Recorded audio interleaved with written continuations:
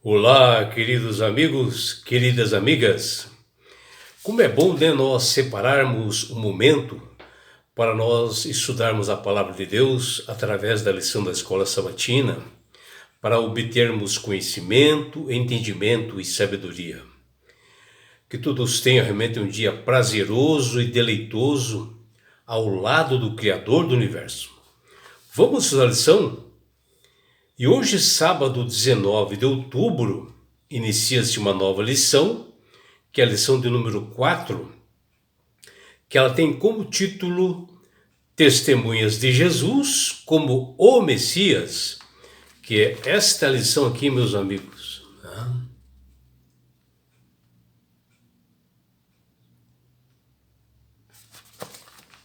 Testemunhas de Jesus como o Messias.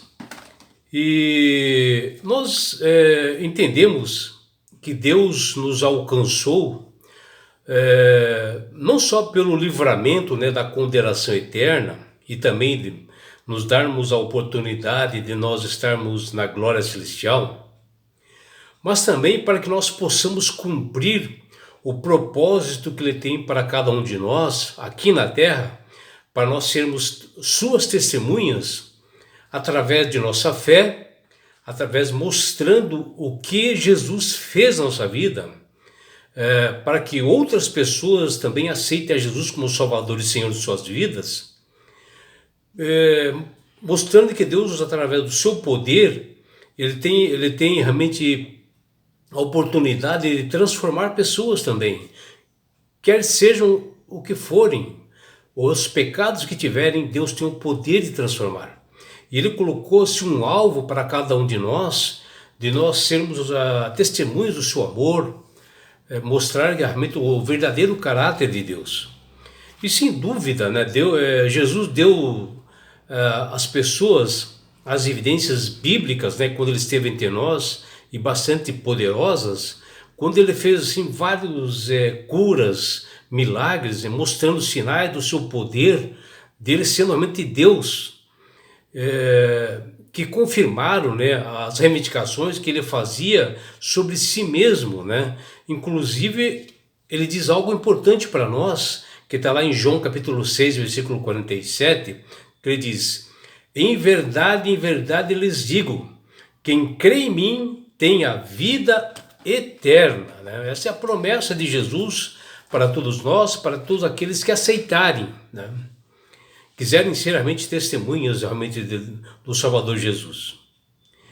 E assim nós, como testemunhas de Cristo, a nossa vida, a nossa conduta deve ser uma prova realmente para nós, para mostrarmos o verdadeiro Jesus que está em nós. Nós devemos mostrar que nós somos uma criação nova, uma nova criatura, uma pessoa transformada, mostrando a nossa fé, uma conduta pessoal, né? Que está lá em Mateus capítulo 5, versículo 16, que ele fala sobre isso. É claro, né, que nós temos sentimentos, às vezes choramos, né, em decorrência das injustiças no mundo, mas nós temos que mostrar mansidão, né, tranquilidade, mesmo nas perseguições, né, que são exemplos assim que contrariam o pensamento das pessoas do mundo, que acham isso tudo uma loucura, da sociedade em si, né? E como cristão, isto impacta, sabe, as demais pessoas que querem saber por que nós somos diferentes, por que nós somos cristãos verdadeiros, né? E eles começam a querer saber mais da palavra de Deus, e esse é o testemunho que Jesus deseja de cada um de nós. É claro que terão aquelas pessoas, né, que se consideram pessoas tranquilas, retas, honestas, calmas, e ao se expressarem como para as outras pessoas, elas acham que isso é um sintoma de fraqueza, né? As pessoas do mundo acham, ele é muito fraco, né? E fora outros adjetivos que eles dão, né? Acham, ele é muito ingênuo, né? E de algo que deve ser evitado a todo custo, Mas isso é devido a nós estarmos, né, em um grande conflito no mundo que existe entre o bem e o mal, entre Deus e Satanás, onde o inimigo ele realmente não quer ver nós felizes, onde nós estamos garantindo a salvação, algo que ele já perdeu há muito tempo. Ainda assim, Jesus afirmou que é mediante essas características, né, de humildade, de bondade, de mansidão, é que nós seremos verdadeiramente felizes e assim nós nos tornaremos um testemunho que ilumina o mundo com a glória do Pai que está nos céus, que fala em Mateus 5,16. E dessa forma, o cumprimento da lei de Deus já não é um fardo, e sim mais uma íntima expressão de uma vida consagrada, submissa a Jesus, uma pessoa modificada pelo poder do Espírito Santo, e assim nós podemos testemunhar para este mundo caído. Os autores da lição da Escola Sabatina dessa semana, pensando nisso, ele coloca o verso para memorizar, que são palavras ditas por Jesus, que nos fala: em verdade lhe digo, que se alguém não nascer de novo, não pode ver o reino de Deus, que está lá em João 3,3. Essas palavras de Jesus foram ditas a um fariseu, um dos grandes chefes dos judeus, membro do Sinédrio, chamado Nicodemos, que ao observar os milagres feitos por Cristo, os sinais demonstrados por Jesus, observou que Jesus era alguém enviado por Deus e resolve conhecer melhor e começa a se aproximar do mestre. E ele, para não ser notado, ele foi a um encontro com Cristo na calada da noite, longe dos olhos das pessoas que pudessem lhe recriminar.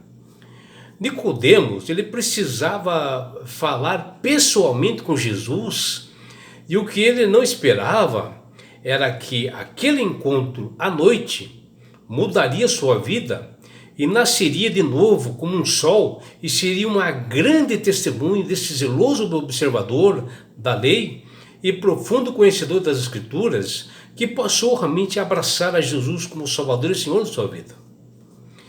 O evangelista João recorre a muitos eventos, né, e pessoas para dar testemunhos de quem é Jesus.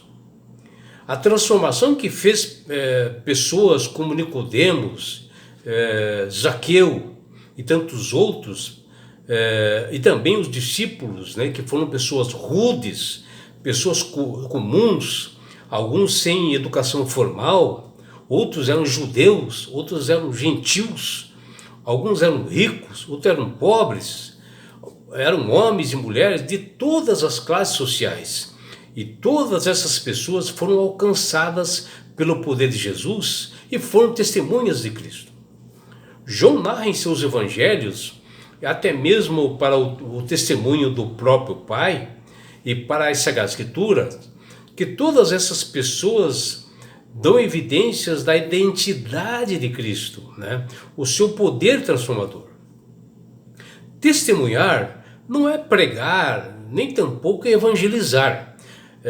Quando os líderes religiosos do judaísmo proibiam os apóstolos de falarem de Jesus, a resposta dada por eles foi mostrar que eles entendiam muito bem o significado de ser um testemunho de Cristo, ou seja, ter fé em Jesus. E somente através da fé é que nós podemos ser testemunhas vivas e reais.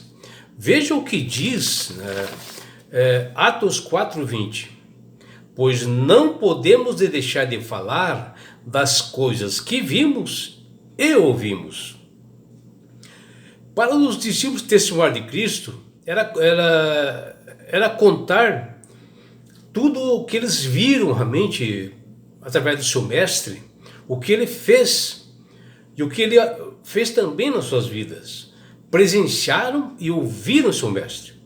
E assim, há algo muito além das curas e milagres que Jesus fez, como no casamento lá de Caná, onde ele transformou água em vinho, onde ele alimentou também 5.000 pessoas com apenas alguns pães e peixes, ou ele curou o paralítico à borda do tanque de Betesda.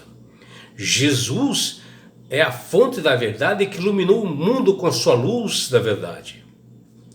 Dessa forma, ele aumentou a quantidade de luz dada a seus humanos, dada-se aos seres humanos, a pessoas comuns que se tornaram especiais e que foram suas testemunhas. E a lição desta semana aborda sobre o relato de testemunhas oculares, pessoas que viram, que participaram do ministério de Cristo neste mundo. Conviveram com Jesus, como João Batista e seus 2 discípulos íntimos, André e João. Também destacaremos com estudos diários sobre o testemunho visual de Filipe e Natanael, bem como o espetacular testemunho do membro do Sinédrio chamado Nicodemos, que é algo fantástico e tremendo que ocorreu com Nicodemos, que abriu seu coração à luz da verdade de Deus. E assim, nós nos aprofundaremos nas experiências de testemunhos de Jesus que ocorreram, com poderosos relatos, e como a sociedade da época reagiu a tudo isto. O que nós sabemos é que na época dos judeus, eles esperavam 2 Messias, um sacerdotal e outro real. E João Batista se mostrava claramente que ele não reivindicava ser nenhum desses Messias que os judeus esperavam. Mas como João Batista explicou a sua identidade, sua missão e seu mistério na época, nós saberemos em estudos durante essa semana, que está lá em João capítulo 1, versículo 19 até 23. Veremos também que a nação hebraica esperava um Messias que os libertasse do Império Romano. Mas qual foi a proclamação de João Batista que ele fez sobre Jesus Cristo? Que imagem ele usa para retratar a Jesus? Nós saberemos nos estudos nessa semana, que está lá em João capítulo 1, versículo 29 até 37. E também nós estudaremos sobre 2 discípulos de João Batista que estavam com ele quando Jesus se apresenta pela primeira vez. O que esses 2 discípulos fizeram depois de ouvirem o grande testemunho de Jesus, de João Batista, sobre o verdadeiro mestre, sobre o verdadeiro Messias Jesus? Saberemos em estudos diários nesta semana, está lá em João capítulo 1, versículo 35 até 39. E também veremos que Filipe, ele era de Betsaida, e ele encontrou uma outra pessoa que se tornou discípulo chamado Natanael. Ele contou sobre Jesus, dizendo que ele era de Nazaré, que o mestre era de Nazaré, e Natanael tinha preconceitos contra essa cidade de Nazaré. Como Jesus convenceu a Natanael de que ele era e qual é a sua resposta quando ele, Jesus, se identificou com o Messias? Que está lá em João capítulo 1, 47 e 51, que nós veremos a resposta disso. E assim também, como saberemos em estudos diários na semana, como o testemunho de Nicodemos reforça o tema central do Evangelho de João. Saberemos em estudos diários que serão maravilhosos durante essa semana, que está lá em João capítulo 3, versículos 1 até 21. E é por isso, meu amigo, minha amiga, que Deus tem falado com todas as pessoas através do Espírito Santo para aceitarem a Jesus como Salvador e Senhor. Porque a partir do momento que você aceitar Jesus como Salvador e Senhor com sinceridade na sua vida, você passa a ter realmente sabedoria, porque o Espírito Santo começa a trabalhar na sua mente. Você começa a manusear melhor as escrituras, começa a ter entendimento. E não é só isso, meu amigo, minha amiga. Quando você aceita Jesus como Salvador e Senhor, você ganha de Deus esse presente que chama-se salvação. E com isto, na grande volta de Jesus a esse mundo, ele levará você, seus filhos, seus amigos e todos nós, sabe para onde? Para as mansões celestiais. Um lugar, meu amigo, minha amiga, de onde não haverá mais morte, mais dores, mais aflições, não haverá mais perseguições. Porque você está lá no céu, você terá a oportunidade de estar face a face com Jesus. E sabe por que Deus quer fazer isto com você, meu amigo? Com você, minha amiga? Porque Jesus te ama. Abraços do seu amigo João Carlos Amorim.